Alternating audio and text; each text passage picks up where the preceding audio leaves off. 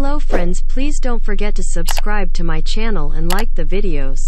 Thank you for your support. Race-ready Mustang Dark Horse variants will support weekend amateurs to GT4 and even GT3 pros with a 500 HP Coyote V-8, roll cages, aero upgrades, and more. Ford hasn't introduced a new named subbrand variant of its pioneering pony car since the Bullitt edition first appeared for 2001. The 7th generation 2024 Ford Mustang ends this long drought with the powerful new Mustang Dark Horse model. This is no mere appearance package with cold air induction, good for a handful of extra ponies and pound-feet. The Dark Horse represents a serious performance upgrade that lays the foundation for Ford Blue's combustion vehicle racing efforts. These will range from amateur classes up through global GT4, GT3, NHRA, Australian Supercar, and NASCAR.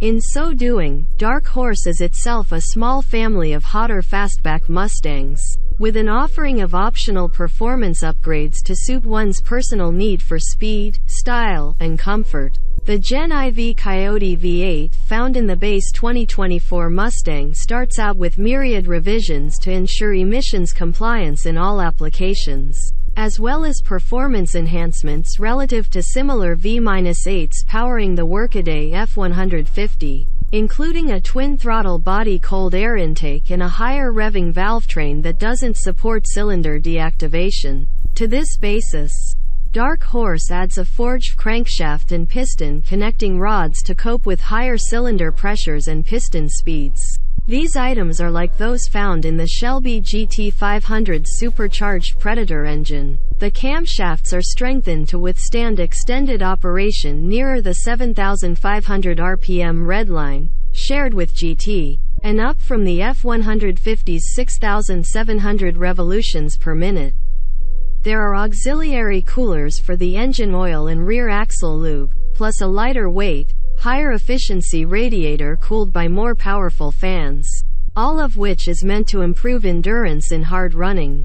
Naturally, the GT's optional active exhaust is standard here, offering quiet, normal, sport, and track settings. Final testing isn't complete yet, but the target was 100 horsepower per liter. You do the math. The base Dark Horse transmission is a modified version of the Tremec TR 3166 speed manual used in the Mach 1 and Shelby GT350. Just the bell housing and vent tube are revised. Even cooler, literally, it's manipulated by an anodized titanium shift ball that's 3D printed to incorporate cooling air passages and minimize thermal mass. Base Mustangs make do with a GetRag manual topped by a mundane knob. Those looking for the quickest Dark Horse will opt for the 10-speed automatic that comes with an auxiliary transmission oil cooler and gets anodized metallic shift paddles. A standard torsion differential ensures maximum traction from this Coyote's rear paws, running 3.73. 1 gearing on manuals, 3.55. 1 on automatics.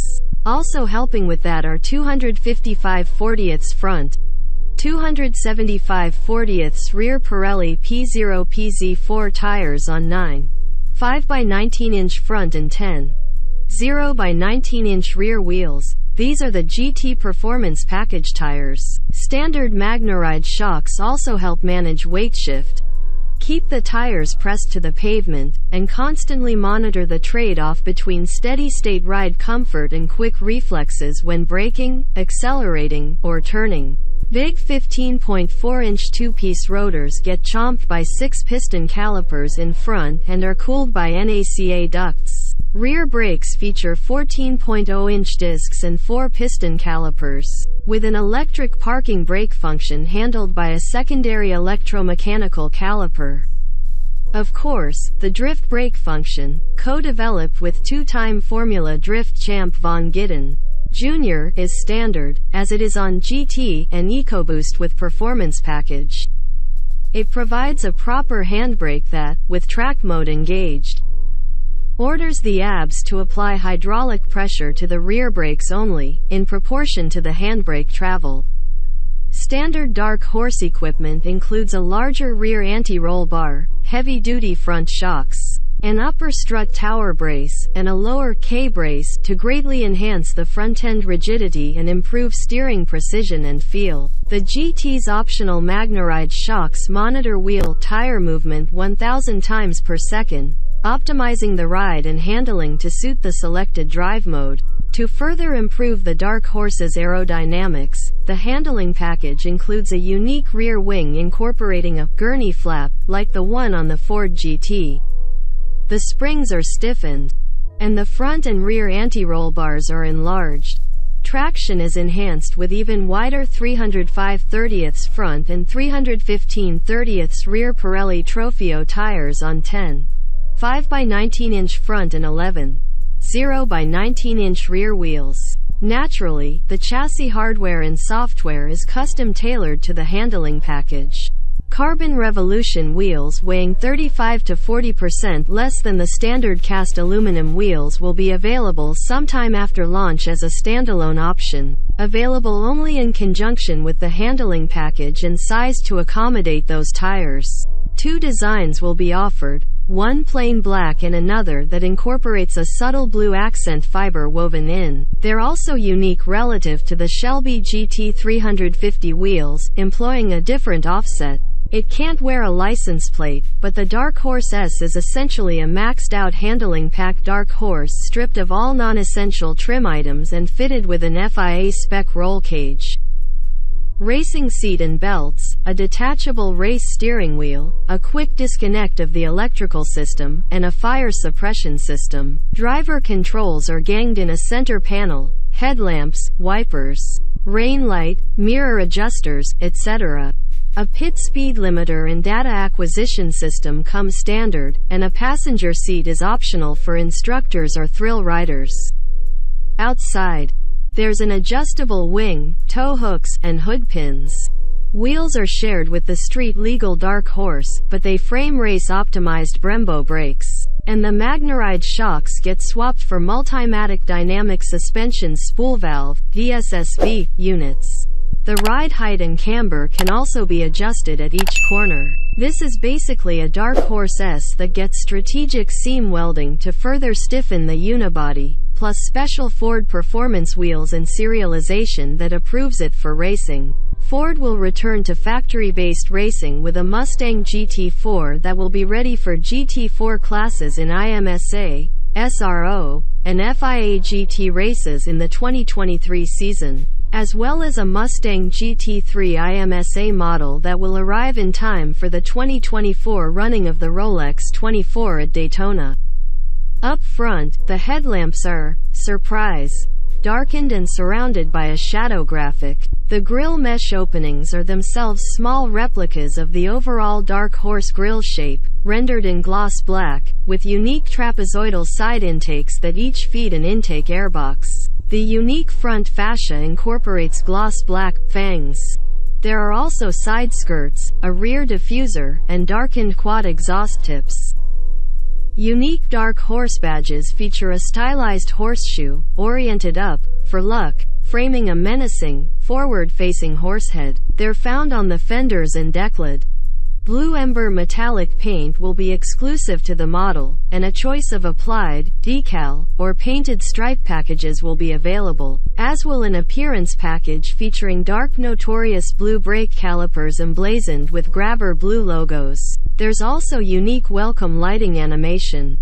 Mustang Dark Horse gets a thicker-rimmed flat-bottom steering wheel wrapped in suede accented with bright indigo blue stitching and a drive mode button within easy thumb's reach. More blue stitching accents the door panels and seats, but to maximize your interior blues, opt for the appearance package's deep indigo blue seats with perforations that reveal still more blue. Recaro seats remain optional even on Dark Horse.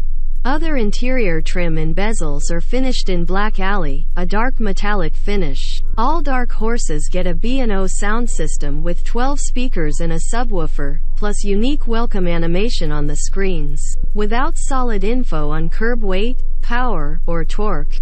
Our crystal ball is obviously hazy here, and clearly the stripped-down race-only versions will be quickest. But let's guess at a 3,900 pound curb weight for a street-legal dark horse with aluminum wheels, and let's say the engine team brings in 500 horsepower and 425 pound-feet, vesting both today's Mach 1, 470/410ths, and the 2020 Bullitt, 480/420ths, and approaching the output of flat-plane furious Shelby GT500 55.2-liter, 526/429ths. In that case, we'd expect an automatic dark horse to hit 60 miles per hour in 3.8 seconds or better, with the 6M running a couple tenths behind, geared as it is to only need one shift, maybe shave another tenth for carbon wheels.